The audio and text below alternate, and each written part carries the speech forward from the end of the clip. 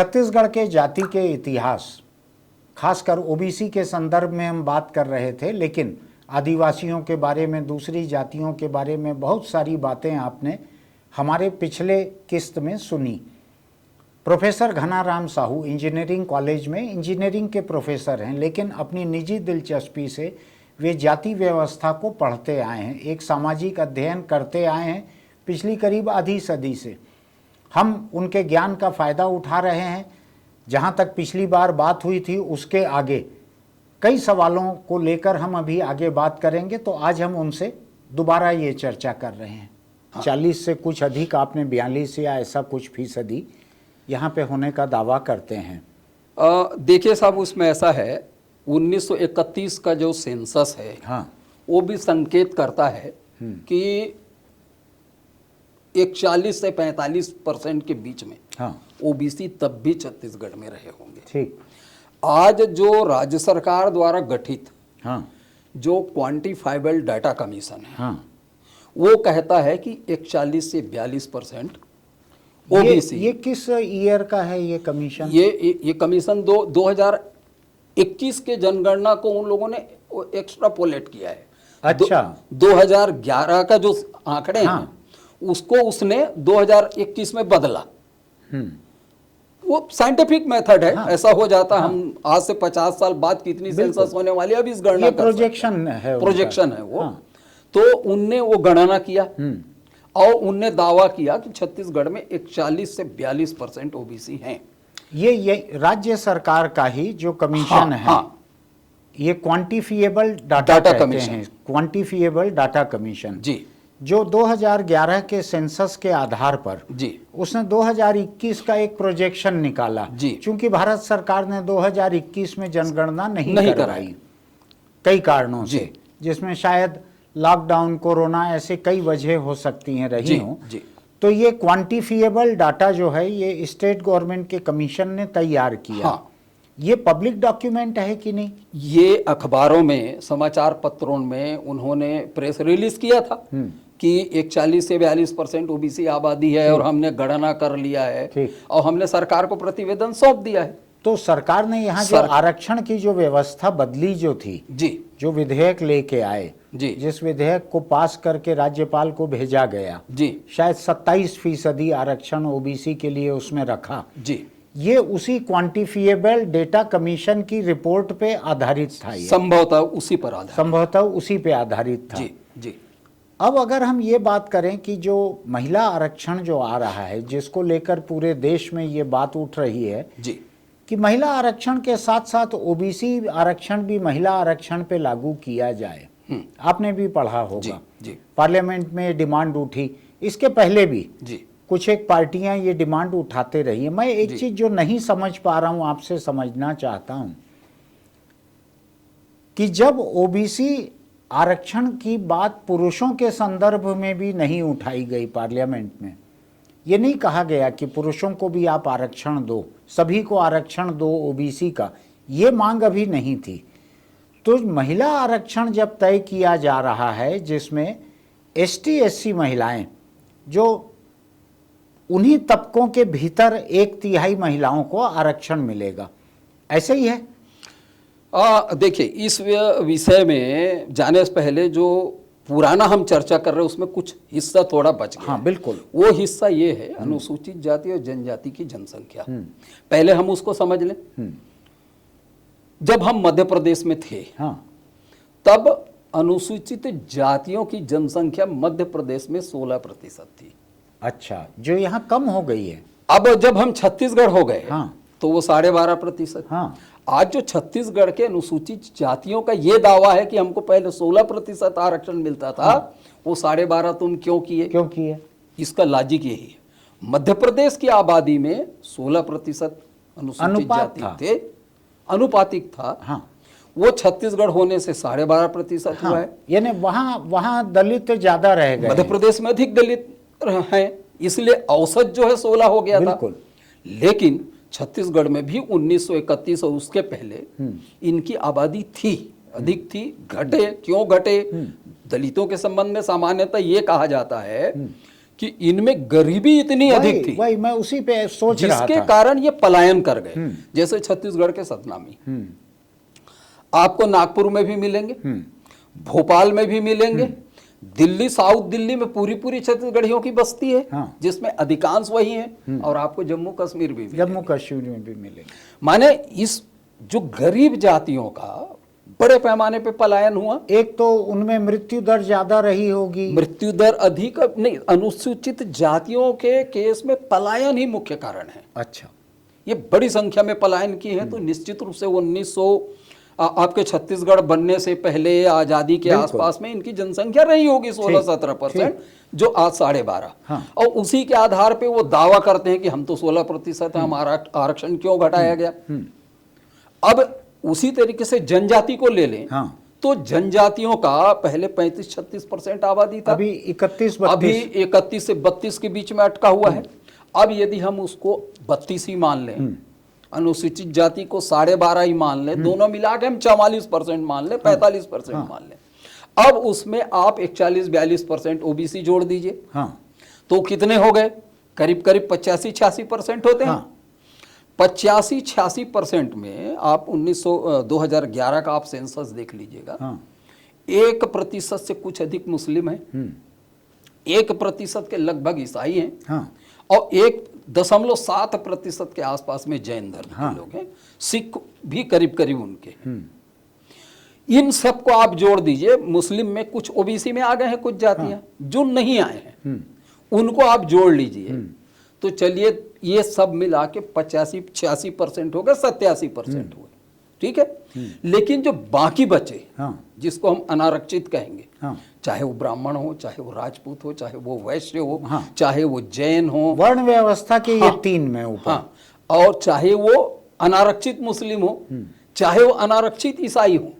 बोलिए ईसाई में आरक्षित अनारक्षित का भी बड़ा झगड़ा चल रहा है, अनारक्षित ईसाई हो, ये तो तय है कि छत्तीसगढ़ में उनकी आबादी 13 से 14% है। इसका मतलब कि छत्तीसगढ़ में आरक्षित जातियों की जनसंख्या लगभग 85 से 86% है। ये हम यहाँ पे स्थिर हो जाएं। अब आप जो सवाल कर रहे थे ओबीसी आरक्षण का, इस बात में कोई संदेह नहीं है कि ओबीसी संविधान की शब्दावली नहीं है। ये पॉलिटिकल शब्दावली बात की ये नहीं, पॉलिटिकल भी नहीं है साहब। अन्य पिछड़ा वर्ग शब्द तो सुप्रीम कोर्ट का दिया गया शब्द है। ठीक, सुप्रीम कोर्ट ने इंदिरा सावनी के केस में जब मंडल आरक्षण लागू करने की बारी आई थी, और उसके पहले 4-5 और प्रकरण हुए दक्षिण भारत में, क्योंकि दक्षिण भारत में ये शब्द बहुत पहले से प्रचलित है। ठीक, तो उसमें कोर्ट ने जो 50% आरक्षण की सीमा का जो बांधा, उस समय उनने 50 में अनुसूचित जाति को घटा दिया, जनजाति को घटा दिया, और जो बच गया उसको उनने ओबीसी कह दिया। ठीक, कुल मिला के है कि ओबीसी की जो शब्दावली है, ये न्यायालय द्वारा दिया गया शब्दावली है, जिसको राजनेताओं ने अपना शब्द बना लिया। ठीक, तो मेरा मानना है कि भारत के संविधान के किसी भी अनुच्छेद में ओबीसी शब्द नहीं है, अन्य पिछड़ा वर्ग शब्द नहीं है। जो शब्द है वह सामाजिक एवं शैक्षणिक पिछड़ा वर्ग है, जो अनुसूचित जाति के लिए भी लागू होता है, जनजाति के लिए लागू होता है, और जो बच गए उनके लिए भी लागू होता है। तो पहली बात ओबीसी आरक्षण नहीं, दूसरा एक और चीज समझ लीजिए। ये कहते हैं कि हमने ओबीसी कमीशन बनाया, आप उठा के देख लीजिए साहब, गूगल निकालिए, जो दिल्ली में जो कमीशन बना है वो तो एनसीबीसी कमीशन है। वो ओबीसी कमीशन कहाँ है? एनसीबीसी क्या हुआ? वो national commission of backward class. अच्छा, राष्ट्रीय पिछड़ा वर्ग आयोग, जिसको अभी वाले सरकार ने पिछले सरकार के कार्यकाल में संवैधानिक संस्था बनाया। ये कहते हैं ना कि हमने संवैधानिक संस्था बनाया, तो संवैधानिक संस्था आपने किसको बनाया? आपने तो एनसीबीसी को बनाया। राष्ट्रीय पिछड़ा वर्ग आयोग को आपने संवैधानिक संस्था बनाया, ओबीसी आयोग को बनाया क्या? यानी आपका कहना यह है कि पिछड़ा वर्ग और अदर बैकवर्ड क्लासेस, ये दोनों में फर्क कर रहे बिल्कुल हैं। फर्क है साहब। पिछड़ा वर्ग का मतलब है उसमें ST, SC अनुसूचित शामिल जाति, है। जनजाति, ओबीसी सब शामिल है, वो पिछड़ा वर्ग है। यानी आप इसको अंडरस्टूड नहीं मान रहे कि उसमें ST, SC तो अलग हो जाएंगे क्योंकि उनका कमीशन अलग है। नहीं मानेंगे तो संवैधानिक समस्या हल नहीं होने वाली है। हाँ। नहीं मानेंगे तो हल हो सकती है। हाँ, हो सकती है। राज्यों में जो पिछड़ा वर्ग आयोग है ये भी वही है। हाँ, वो ओबीसी आयोग नहीं है। अब हाँ। छत्तीसगढ़ में भी पिछड़ा वर्ग आयोग हाँ। बना हुआ है, हाँ। रविनगर में उसका कार्यालय, आप जाग कार्यालय में देख लीजिए, वो पिछड़ा वर्ग आयोग है। हाँ। वो अन्य पिछड़ा वर्ग आयोग नहीं है। इन दोनों में फर्क है बड़ा। बिल्कुल फर्क है साहब।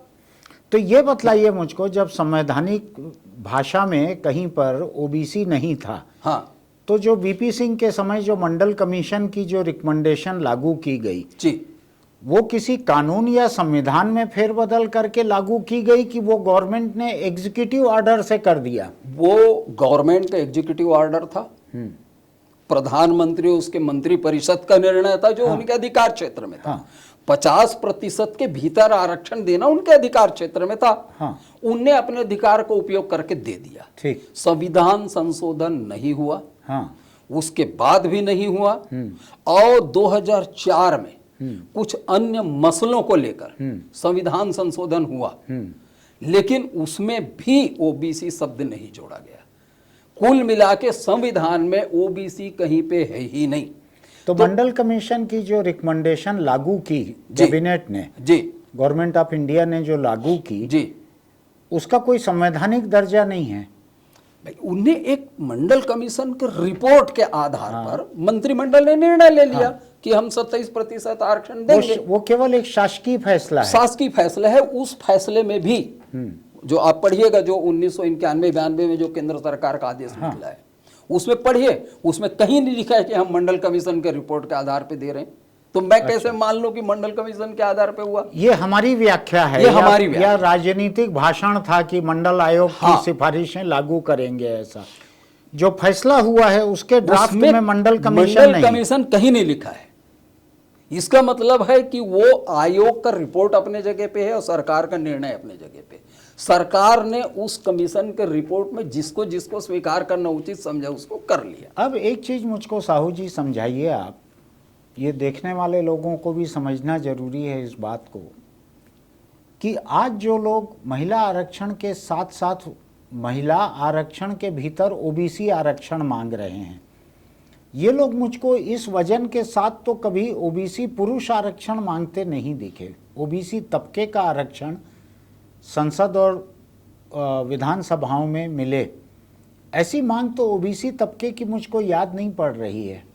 नहीं, तो ये महिला वाले मामले में क्यों इस मामले को उठाया जा रहा है?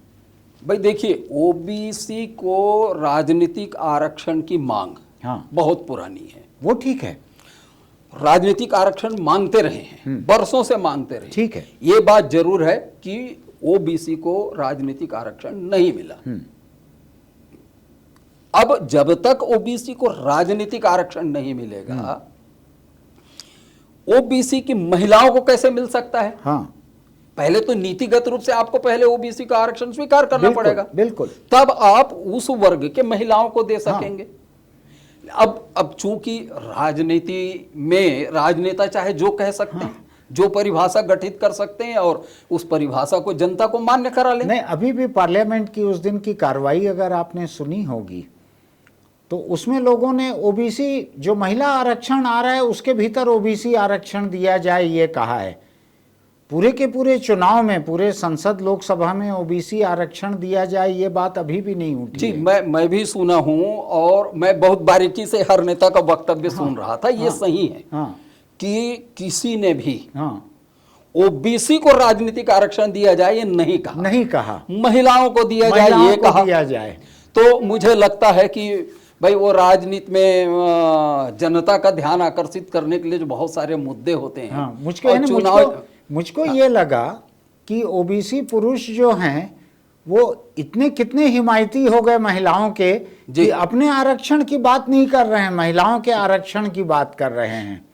इसमें कोई पेंच लगता है क्या आपको कि वो पूरे ओबीसी आरक्षण को मुद्दा नहीं बना रहे हैं, केवल ओबीसी महिला आरक्षण को मुद्दा बना रहे हैं? देखिए साहब, पेच तो यही है कि 2024 का चुनाव होना है। हाँ और उस चुनाव में जाने के लिए कुछ हाँ, तो चाहिए। हाँ तो सब लोग चुनाव में जाने की तैयारी कर रहे हैं। हाँ यही एक बड़ा पेच है। हाँ तो जब तक देखिए, अब दूसरी चीज और आ जाइए, हाँ वो वहां जो हुआ, हाँ आप कब के जनसंख्या के आधार पे मांग रहे हैं आरक्षण?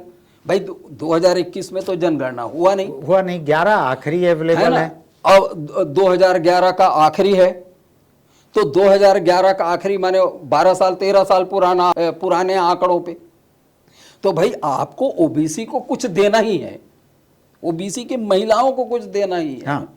तो आप पहले कुछ तो प्रतिशत आप ओबीसी पुरुषों के लिए, ओबीसी वर्ग के लिए कर दीजिए। वही तो मैं पूछ तो रहा हूँ, आपका एक संवैधानिक आधार बनेगा मांग करने का। वही मैं समझना चाह रहा हूँ। तो जब तक राजनीतिक आरक्षण के प्रावधान संविधान में नहीं जोड़े जाएंगे, जब तक ओबीसी तबके को आरक्षण नहीं मिलेगा। अच्छा, जिस दिन ओबीसी तबके को आरक्षण मिल जाएगा, हाँ, उसकी महिलाओं को अपने आप एक अपने आप मिल जाएगा वो, जैसा कि आज दलित और आदिवासी महिलाओं को मिलेगा। लेकिन ओबीसी तबके के आरक्षण की बात कोई नहीं कर रहा है। क्योंकि सब अब ये है कि राजनीतिक अब भाषा में ये कह सकते हैं कि सबको 2024 के चुनाव में रुचि है। हाँ। वो मतदाता तैयार कर रहे हैं 2024 के लिए।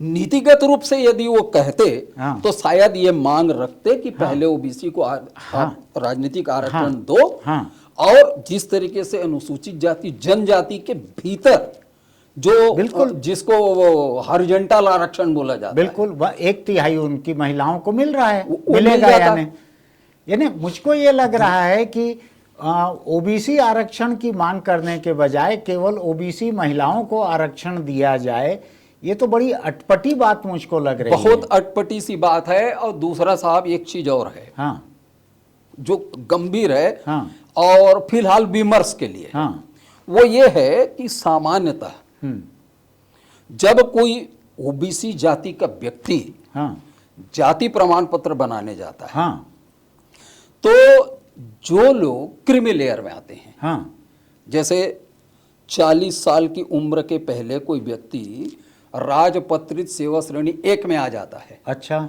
तो वो क्रीमी लेयर में मान लिया जाता है। उसके बच्चों को आरक्षण की किसी भी प्रकार को ओबीसी लाभ की सुविधा की पात्रता नहीं होती। लेयर केवल ओबीसी पे लागू है, ये केवल ओबीसी। हाँ।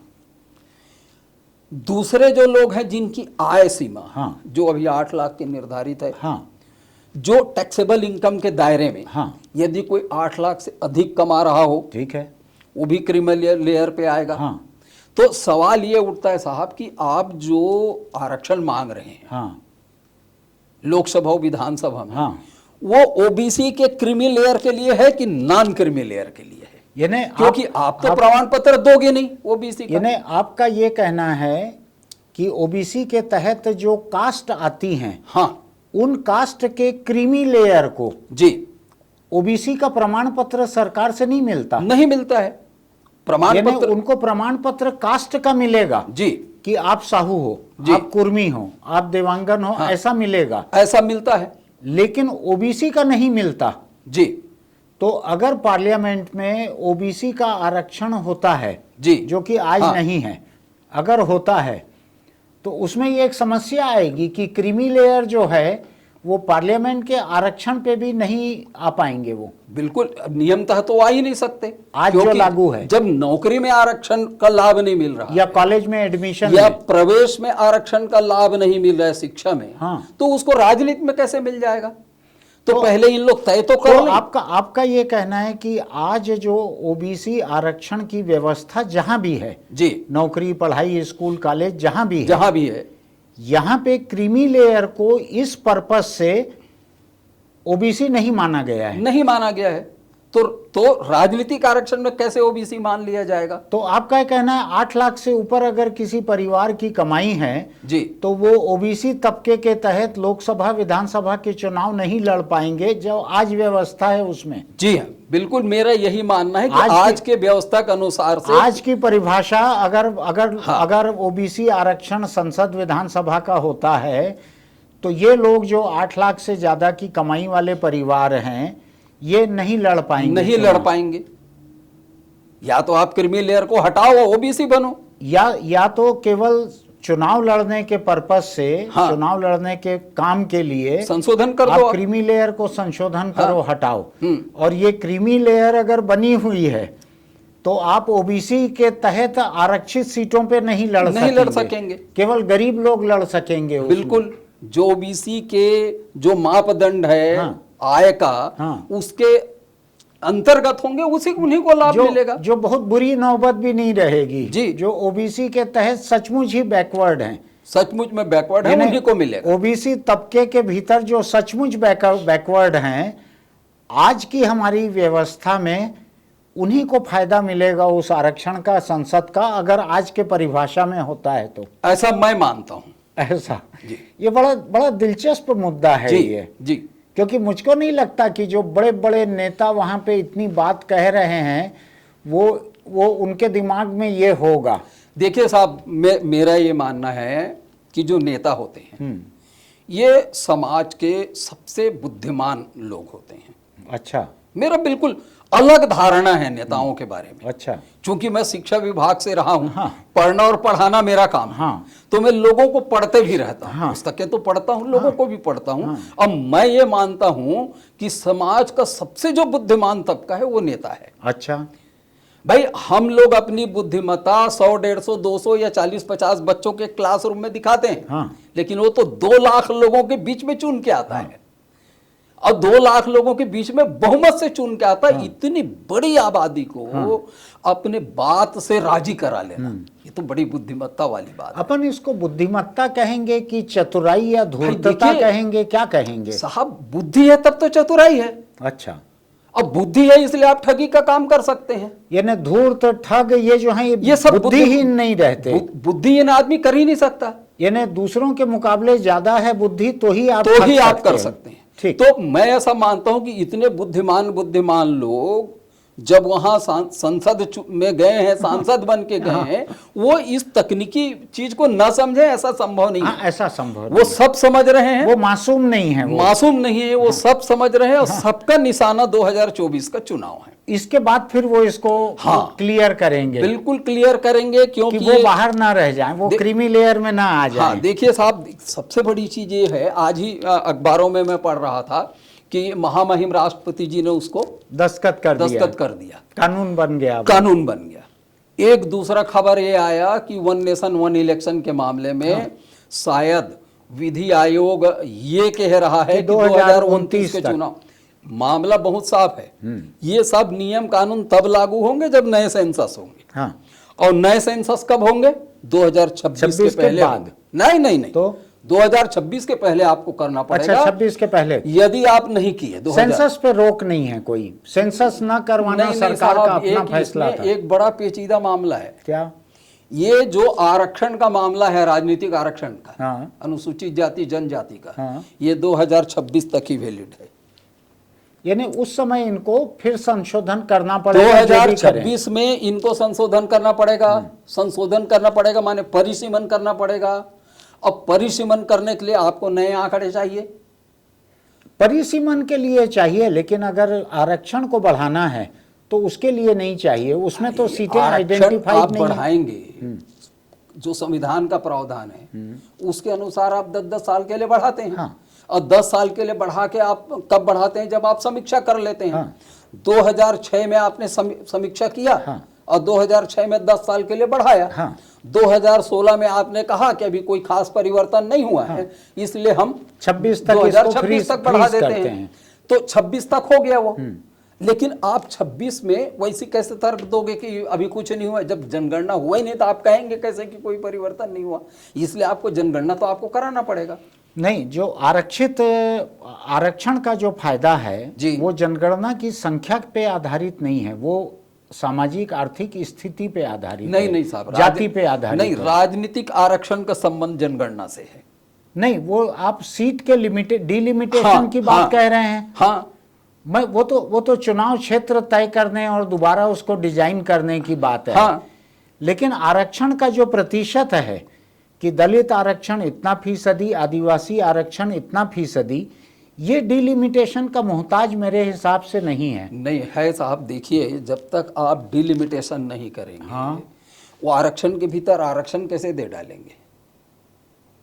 आपको डिलिमिटेशन तो नहीं, करना। आरक्षण के भाई भीतर आरक्षण महिला आरक्षण के लिए लगेगा, लेकिन जो तबके का जो आरक्षण है, जो जाति हाँ, का जो आरक्षण है, दलित का और आदिवासी का, इसको बढ़ाने के लिए आगे, उसके लिए डिलिमिटेशन नहीं चाहिए। वो तो संसद चाहे तो फिर बढ़ा देगी 10 हाँ, साल के लिए। हाँ, वही, फिर बढ़ा देगी, वही। लेकिन बढ़ाने के लिए आपके पास ठोस तर्क भी तो होना चाहिए। और तर्क में आप सबसे अधिक कमजोर हैं कि आपने 2021 का सेंसस कराया नहीं किया है, इसलिए आपको सेंसस तो कराना पड़ेगा और 2021 का सेंसस कराना पड़ेगा। लेकिन संसद इसको आगे बढ़ाए, उसके लिए सेंसस उसको जरूरी नहीं है। जरूरी नहीं है, बिना सेंसस के भी वो बढ़ा सकती नहीं है, बढ़ा सकते हैं, वो विशेष और ऐसा अधिकार में है। लगता है कि बढ़ेगा ही। नहीं, मुझे ऐसा लगता है कि सेंसस होगा, डिलिमिटेशन। तो आपको लगता है कि सेंसस जो है 2026 के पहले पहले सरकार होगा, करवा सकती है? बिल्कुल करवा सकती है, और जैसे चर्चा है लेकिन जो कि वो डिजिटल कराने वाले, लेकिन जो डिलिमिटेशन का जो मैं पढ़ रहा हूं, अभी तक जितना मैंने पढ़ा है जी, उसमें यह है कि 2026 पे इसके ऊपर लगी हुई रोक हटेगी। हाँ, डिलिमिटेशन पे। हाँ, 2026 के बाद का जो सेंसस होगा उस आधार पे डिलिमिटेशन होगा। हाँ, 2026 के पहले के सेंसस के आधार पे होगा ऐसा नहीं है। हाँ, उसमें बड़ा स्पष्ट है कि 2026 के बाद का जो सेंसस है उस आधार पे डिलिमिटेशन होगा। भाई वो ऐसा इसलिए था कि पहले 2021 में सेंसस होने वाला था, मान लिया, लेकिन तो 2021 का जो डेटा होता है, हाँ, उसको हम आधार पे 2026 का डिलिमिटेशन करते नहीं। हाँ, उसमें यह है कि 2026 के बाद का जो सेंसस है उसका लोगों की व्याख्या यह है कि 2031 के सेंसस के आधार पे ही डिलिमिटेशन हो सकता है, उसके बिना नहीं हो सकता। लेकिन फिर भी मैं बहस के लिए मान लेता हूं कि 2026 के बाद 27 में मान लीजिए सरकार करवा लेती है सेंसस, हाँ, और 28 में उसका वो आंकड़े आ जाते हैं 28-29 में, जी, तो वो कर सकती है, ऐसा मेरा मानना है तकनीकी रूप से। तकनीकी रूप से जो आप बोल रहे हैं कि सरकार 26 के पहले अभी सेंसस करवा सकती है, तो 26 के बाद भी करवा सकती है, 27 में भी करवा सकती है जी। उसमें ये शर्त भी पूरी हो जाती है कि 26 के बाद के सेंसस के आधार पे डिलिमिटेशन होगा। तो मुझको ऐसा लगता है कि 26 के तुरंत बाद सरकार जनगणना करवा सकती है। आज की जनगणना फिजूल हो जाएगी, हाँ, क्योंकि डिलिमिटेशन में ये लिखा हुआ है कि 26 के बाद की जनगणना के आधार पे होगा, तो 24 या 25 की जनगणना के आंकड़े उसमें काम नहीं आएंगे। नहीं, अब जब देखिए, जब डिलिमिटेशन तो तब होगा जब फिर से संविधान में लाया जाएगा प्रस्ताव। हाँ, तो लाएंगे, उसमें 2025 के सेंसस को मान्य कर लेंगे कि 2025 के सेंसस का आधार पे होगा। ठीक, ये ना वो संशोधन में एक हाँ, क्लॉज और वो आ जोड़ जाएगा, सकती है। क्योंकि 2006 में जो हुआ वो 2001 के आंकड़ों के आधार पे हुआ था डिलिमिटेशन। अब जो होगा उसमें एक पंक्ति और जुड़ जाएगा कि 2025 में मैं अब जो चुनाव आने वाला है, जो विधानसभा के चुनाव सामने हैं और 2024 का लोकसभा का चुनाव भी सामने है जी, मैं इन दोनों को लेकर आरक्षण की व्यवस्था जो है, जिसमें महिलाओं को 1/3 आरक्षण की बात कही गई है, एसटी में 1/3, एससी में 1/3, बाकी में 1/3, ऐसी एक व्यवस्था रहेगी जी, जब भी लागू होगी। हाँ, आके किसी भी चुनाव में लागू होगी। आज उसके भीतर जो ओबीसी महिलाओं को आरक्षण दिया जाए, ये जो बात उठ रही है, ये एक नारे से अधिक मुझको कुछ नहीं लग रही है, क्योंकि इसका कोई बुनियाद नहीं है इस मांग का। जी, अभी तो ओबीसी आरक्षण ही नहीं हुआ है, तो ओबीसी महिला के लिए आरक्षण जो है एक फिजूल का मुद्दा मुझको आज लगता है। अगर मांग करना है तो पहले ओबीसी तबके के लिए आरक्षण की मांग करो चुनाव में, जो कि आज नहीं है। आज हमारे पास विधानसभा लोकसभा में नहीं है, लेकिन म्युनिसिपल और पंचायत में है ओबीसी आरक्षण, जी, इनमें नहीं है। जी, लोकसभा और विधानसभा में नहीं है। तो आपको अगर मांग करना है तो पहले ओबीसी तबके का आरक्षण मांगो, तो ऑटोमेटिकली ओबीसी महिला को उसके भीतर 1/3 मिल जाएगा। जी, ठीक समझ रहा हूं मैं? नहीं, आप बिल्कुल सही समझ रहे हैं। और उसमें एक और चीज हम लोग ये भी अपनी समझ को थोड़ा आगे बढ़ा सकते हैं।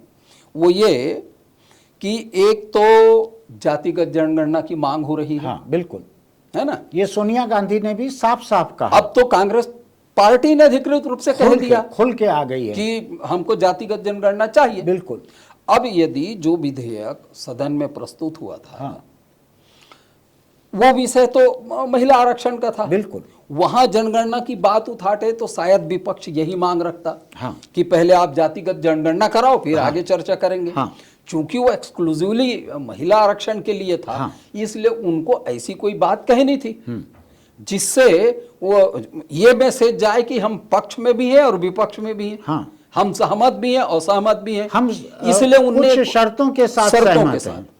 तो वो एक कोशिश उनकी ये भी हो सकती थी कि उसको सेलेक्ट कमेटी में भिजवा देते बिल को किसी तरीके से। हाँ। और वो मामला टल जाता, और टल जाने के बाद इस लोकसभा चुनाव के तत्काल बाद वो जातिगत जनगणना कराते, और जातिगत जनगणना से जो तथ्य निकल के आते उसके आधार पे अगली राजनीतिक दिशा तय होती, और उसमें तय हो जाता कि किस वर्ग को कितना आरक्षण देना है। मुझको एक चीज यहाँ पे लग रही है, जो बात आप बोल रहे हैं कि सोनिया गांधी ने जो कहा था, बहुत साफ साफ कहा था कि इसको फौरन लागू करना चाहिए। हाँ। महिलाओं के साथ बहुत अन्याय हुआ है, उन्होंने कोई आवाज नहीं उठाई है। हाँ। इसको फौरन लागू करना चाहिए। उन्होंने अपने भाषण में 2 अलग अलग वाक्यों में कहा था, जिसका मतलब है कि इसको तुरंत लागू करो। एक, राहुल गांधी ने जब भाषण दिया, कांग्रेस की ही नीति को रख रहे थे वो सामने, उन्होंने बिल्कुल साफ साफ कहा आप इसको कल लागू करो, आप इसको कल लागू करो। कल लागू करने का मतलब तो यही था कि आज जो आरक्षण की जो व्यवस्था है उसके भीतर ये लागू होगा। आज ओबीसी नहीं है तो कल तो ओबीसी आरक्षण होके उसमें महिला लागू नहीं हो सकती, नहीं हो सकता है। वो आगे जब होगा तब होगा जी। लेकिन जो आरक्षण आज है इनके भीतर महिलाओं को आप कल दे दो। कांग्रेस ने दोनों बातें कही जी। सोनिया गांधी ने भी 2 बार फौरन शब्द का इस्तेमाल किया, फौरन या उसका एक विकल्प, और राहुल गांधी ने तो साफ साफ कहा कि आप देर मत करो, इसको कल से लागू करो, अभी लागू कर दो इसको आज। तो उसका मतलब यह है कि ओबीसी का तो आरक्षण जब होना है जी, वो हमारी मांग है ही। ओबीसी जनगणना की जाए, दोनों ने कहा, माँ बेटे ने दोनों ने अलग अलग कहा, ओबीसी की जनगणना करवाई जाए, ओबीसी आरक्षण लागू किया जाए, ये अलग मुद्दा है। हाँ। लेकिन महिला आरक्षण को लागू करने के लिए ओबीसी कहीं भी कोई बाधा नहीं है। हाँ, ऐसा सदन में जरूर चर्चा हुई थी। अब मैं समझता हूं कि ये तो भाई संसद के अधिकार क्षेत्र का विषय है। सरकार चाहेगी, संसद चाहेगी तो हो भी सकता था, नहीं चाहने से नहीं हुआ। अभी भी आगे संसद का एक सत्र होना है, यदि संसद चाहेगी तो जो सुधार करना चाहते हैं कर सकते हैं। तो ये छत्तीसगढ़ में अगर हम इसको देखें जी, ओबीसी आरक्षण आज 10 साल 15 साल के भीतर आते दिख रहा है, किसी न किसी शक्ल में आएगा ऐसा लगता है। छत्तीसगढ़ में आपको क्या लगता है, 90 सीट की विधानसभा है, इसमें से कितनी सीट ओबीसी के लिए बनेगी? अब उसमें मुश्किल ये है कि यदि आप 40% गिन रहे हैं ओबीसी को, अब यदि हम 40% ओबीसी बोल रहे हैं तो 40% सीटें होना चाहिए। तो भाई कायदा तो ये है कि जनसंख्या के अनुपात में आप दे दो जिसको, लेकिन उसमें फिर अलग अलग राज्य में अलग अलग हो जाएगा। हाँ, अब वो राज्यों के भीतर ही तो इसको फार्मूला बनाना पड़ेगा ना। आजकल हम लोग एक शब्द के ऊपर में अधिक चिंतन कर रहे हैं और जोर भी दे रहे हैं, वो है समानुपातिक। चूंकि अब स्पष्ट हमारे देश की जो आबादी है वो 5 हिस्से में बट गई है। पहले 3 ही हिस्सा था, अनुसूचित जाति, जनजाति और अनारक्षित। फिर बीच में ओबीसी आया, बिल्कुल, तीसरा चौथा हिस्सा बना और ये पांचवा अब ये ईडब्ल्यूएस बन गया, 5 हिस्से में बट गया अब समाज। तो अब एक चिंतन प्रारंभ हुआ है कि तमाम किस्म के झगड़े के निपटारे का एक विकल्प ये हो सकता है कि समानुपातिक प्रतिनिधित्व। बिल्कुल, जिस वर्ग की जितनी जनसंख्या है आप एक उच्चतम मापदंड तय कर लो कि आप कितने प्रतिशत दोगे। अधिकतम सीमा 50 होगा, 60 होगा, 70 होगा, आप तय कर लीजिए। ये राजनीतिक आरक्षण के संदर्भ में आप बोल रहे हैं। आप तय कर लीजिए अधिकतम सीमा को। मान लो आप कहते हैं हम 60% अधिकतम आरक्षित सीटें रखेंगे, तो आप समानुपातिक 60% सभी वर्गों को दे दो। तो ये आबादी के अनुपात में, आबादी के अनुपात में, जिसको हम समानुपातिक कह रहे हैं। तो आपका ये कहना है कि जो आप 60% सुझा रहे हो, हाँ। इसमें 40% सीटें अनारक्षित रहेंगी, अनारक्षित उसमें रहेंगी, किसी भी तबके के लोग लड़ सकते कोई हैं। भी लड़ सकते हैं उसमें। तो एक झगड़ा यानी निपटाने का, आज का जो अनारक्षित तबका है वो हाँ। संख्या में बहुत कम है जी, लेकिन उसके लिए भी उतनी सीटें उपलब्ध रहेंगी, वो कहीं से लड़ सकते हैं। वो उन्हीं में से लड़ेंगे और दूसरे वर्ग के लोग भी उन्हीं में लोग से भी लड़ेंगे। वो तो ओपन सीट है, वो अनारक्षित। यानी आप ये नहीं सुझा रहे हो कि जिस तबके का जितना आबादी है उतना % सीट उसको दे दो। वो कैसे संभव है? वो तो अनुपात ही संभव है। भाई मान लीजिए छत्तीसगढ़ में 40% ओबीसी की जनसंख्या है, इसका मतलब कि लगभग विधानसभा के 37 से 38 विधानसभा क्षेत्रों को आपको आरक्षित करना पड़ेगा। हाँ। ठीक है। हाँ। 45% आबादी ST SC की है, हाँ। तो उनके लिए तो कितना सीट रिजर्व है? 29 और 10, 49 सीट उनके लिए पहले रिजर्व है। 39, 29 और 10, 39 सीट आरक्षित है, तो उनके लिए आप 39 आरक्षित कर दिए। फिर आप 37 सीट 38 सीट और कर रहे हैं, तो क्या आप 5 ही सीट बचा क्या अनारक्षित? फिर तो एक नया झमेला शुरू होगा। आपका ये कहना है कि जो अनुपात जातियों का है जी, इन तबकों का, इस अनुपात में सीटें नहीं आ पाएंगी, संभव ही नहीं है ऐसा। हाँ, एक आप लिमिट तय करिए ना। नहीं तो अनारक्षित, यानी अगर सीधा सीधा इन्हीं की आबादी को ही अनुपात मान लिया जाए तो अनारक्षित के लिए बहुत ही कम बचेगी, उंगली में गिन ले इतना बचेगी। हाँ, बहुत कम बचेगी। तो क्यों ज्यादा मिलना चाहिए अगर आबादी उनकी कम है? तो भाई सवाल ये है कि नहीं मिलनी चाहिए। अब चलिए मैं मान लेता हूं कि आप ओबीसी को उसके जनसंख्या के अनुपात में आप देना चाहते हैं, ठीक है, 40% सीट आरक्षित करना चाहते हैं। नहीं, क्योंकि ST और SC को आबादी के अनुपात में मिली है। ठीक है ना, मिली है उनको, हाँ। है ना। अब आप ओबीसी को वही चीज देना चाहते हैं, हाँ। तो ओबीसी के वही चीज को देना चाहते हैं, तो विभिन्न जातियों के बीच में विभाजन करेंगे कैसे? नहीं, जातियों के बीच नहीं, जो भी ओबीसी में आ रहे हैं। फिर तो साहब एक आप देश में एक नया शासक वर्ग पैदा कर रहे हैं। कैसे? भाई जो जाति जो धन बल से, ये जन बल से अधिक ओबीसी आरक्षण जाति आधारित नहीं है ना, ओबीसी आरक्षण वर्ग आधारित है।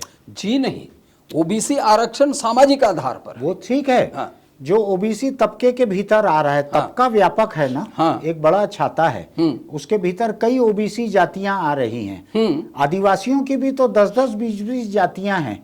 नहीं, छत्तीसगढ़ में 42 जातियां तो हैं। दलितों की भी तो बहुत सारी जातियां उनकी भी हैं। 20 जातियां हैं। तो वो आरक्षण जो है उनके भीतर नहीं बंटता है वो। नहीं, तो वही तो हम बोल रहे हैं कि वो इसी के चलते एक शासक वर्ग पैदा हो गया है। कैसे शासक वर्ग पैदा हो गया? भाई देखिए आप, वो छत्तीसगढ़ में अनुसूचित जातियों की 20 जातियां हैं। हाँ। ठीक है, इन 20 जातियों में से के लिए 10 सीटें आरक्षित है। हाँ। विधानसभा की आबादी के अनुपात में, आबादी के अनुपात में 10 सीट आरक्षित है। अभी तक उसमें कौन कौन से विधायक बने? सतनामी बने। हाँ। सतनामी के भीतर कभी कभी सूर्यवंशी भी बन जाते ये हैं। पार्टियों का अपना फैसला है कि किसको नहीं, टिकट दे। इसीलिए तो मैं बोल रहा हूं कि पार्टियों पर ही तो सत्ताधारियों का नियंत्रण हो गया है। लेकिन एक नया शासक वर्ग पैदा कर रहा है भारत की राजनीति। नहीं, लेकिन ये तो हमेशा ही रहेगा। हमेशा रहेगा, उसी को तो बदलना है। फिर वो राजतंत्र क्या बुरा था जिसमें एक व्यक्ति राजा होता था? लेकिन अलग अलग जातियों को तो आप आरक्षण के भीतर अलग अलग आरक्षण नहीं दे सकते।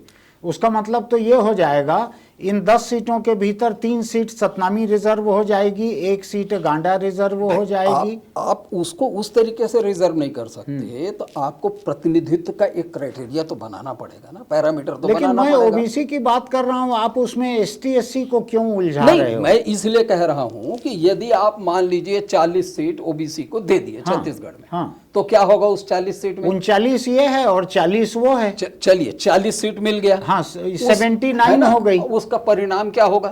परिणाम जो भी परिणाम होगा। पे आइए। परिणाम इसका ये होगा हाँ। कि 15 सीट साहू जीत जाएंगे, हाँ। 15 सीट कुर्मी जीत जाएंगे, हाँ। और 10 सीट में कुछ यादव, कलार और देवांगन जीत जाएंगे। ठीक है। जो अभी तक विधानसभा में प्रतिनिधित्व करते रहते हैं। ठीक है। करते रहे। हाँ। अब बाकी 55 जाति का कोई नाम लेवा नहीं है। बाकी कौन सी जाति? ओबीसी की जो 55 जातियां बची उनका क्या होगा? नहीं, ये कैसे विधायक बन जाएंगे? ये तो पार्टी तय करेगी ना कैंडिडेट। इसीलिए कह रहा हूं साहब, देखिए आज यही कि नहीं, भारत में आप पूरे ओबीसी मूवमेंट का अध्ययन कर लीजिए। अरे आप मुझको लग रहा है कि जब हम ओबीसी की बात कर रहे हैं तो आप उसके भीतर की जातियों के मुद्दे को उठा रहे हैं, लेकिन दलित और आदिवासी आरक्षण तो ऐसे ही अलग अलग जातियों के रहते हुए चले आ रहा है। नहीं, बिल्कुल चले आ रहा है, लेकिन ओबीसी के केस में हुआ है। देखिए ये समस्या पैदा हुई है, सभी राज्यों में समस्या पैदा हुई है। चाहे आप साउथ इंडिया का आप द्रविड़ आंदोलन देख लें, हाँ। उत्तर भारत का बैकवर्ड मूवमेंट देख लें, चाहे लोहिया जी जो द्वारा चलाया गया हो, चाहे अंबेडकर के द्वारा चलाया गया हो, हाँ। सब जगह जाति की ये समस्या पैदा हुई है। इसलिए केंद्र सरकार ने रोहिणी कमीशन बनाया था, हाँ। ताकि कोई वंचित ना रहे।